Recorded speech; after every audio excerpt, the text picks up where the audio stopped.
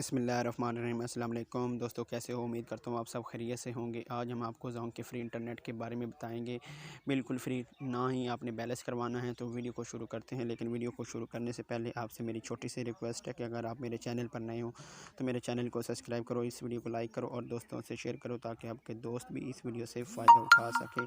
Please यार मेरे channel को सब्सक्राइब कर देना। तो वीडियो को शुरू करते हैं। तो सबसे पहले अपने दोस्तों क्या करना है, अपना माई ज़ोंग ऐप ओपन करना है।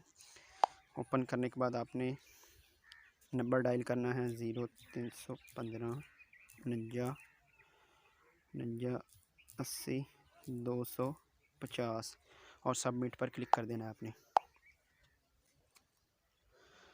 सबमिट पर क्लिक करने के बाद आपकी तरफ एक पिन आएगा,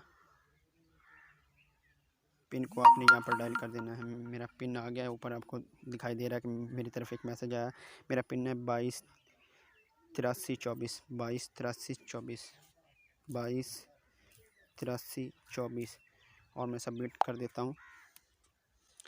दोस्तों मैं आपके सामने ही एमबी लेकर दिखाऊंगा और लाइव प्रूफ दिखाऊंगा कि मेरे पास एमबी आई है या नहीं आई है। तो ये देखो, मैं अपने माई अकाउंट पर क्लिक करता हूँ।